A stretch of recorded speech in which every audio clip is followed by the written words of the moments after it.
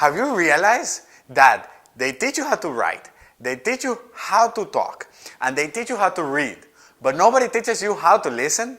And that's exactly what Steven Covey says in his book, The 7 Habits of Highly Effective People. And today, we're going to talk about how to listen empathetically.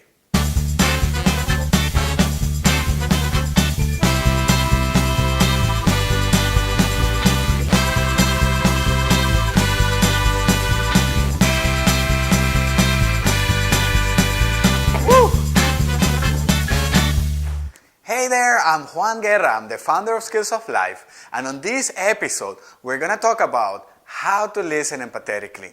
I'm going to give you a framework based on what Steven Covey says in his book that is going to allow you to develop your listening skills so you can create stronger and faster relationships with the people around you. I believe that 99% of the problems in the world are simply because miscommunication. Because one side is just talking and talking, but it doesn't really mean what they want to say.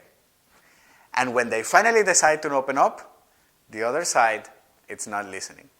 In his book, Steven Covey shares with us the 4 common levels in which people normally listen to each other. On the first level, we're actually not listening at all. This is when somebody's talking to you and your mind is somewhere completely different and all you say is like, okay. On the second level, you're a bit more dedicated. This time, you can actually repeat what the other person is saying to you. On the third level, you're already paying a bit more attention and you're actually listening to be able to respond. And finally, on the fourth, you're listening to understand what the person is saying so that then you can give some advice on proper communication. But what Steven Covey says is that there is a 5th level that we rarely go into. And this is actually empathetic listening. This is when you're listening for feelings. When you're trying to understand what is the emotion that the other person is communicating to you. By trying to understand what is the emotion that the other person is communicating, you need to be vulnerable and you need to make it about them. You need to give yourself to the other person. You need to be fully committed to the conversation. You cannot be listening to want to respond. You cannot be listening to want to say something to what they're telling you. You have to listen looking for feelings. This is obviously a skill that is going to take time, patience, and commitment.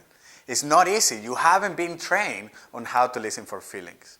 So what I want to leave you with is make sure the next time that you're in a conversation with somebody, forget about all the stuff worrying you. Forget about all the things that are in your head. Forget about what you need to answer to this person. And try to listen for that feeling. What is that emotion that they're sharing with you? What are they expressing? As you get to collect that information, test it. Ask them, hey, I noticed that you feel frustrated. I noticed that you're excited. I noticed that you're nervous. If they say yes, you're in a good track. I would love to hear from you and see how do you normally find yourself listening to other people. Are you really listening to their feelings? Or are you trying to respond in your own story? Make sure to share in the comment section below. What are your thoughts on this?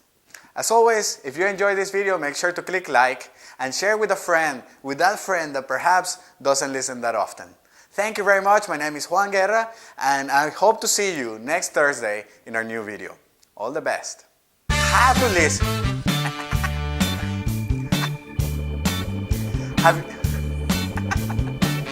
Really mean? And on the other side, the purple are not listening. Purple. I believe that 99% of the people, the third level, it's actually about, on the third level, on the third level,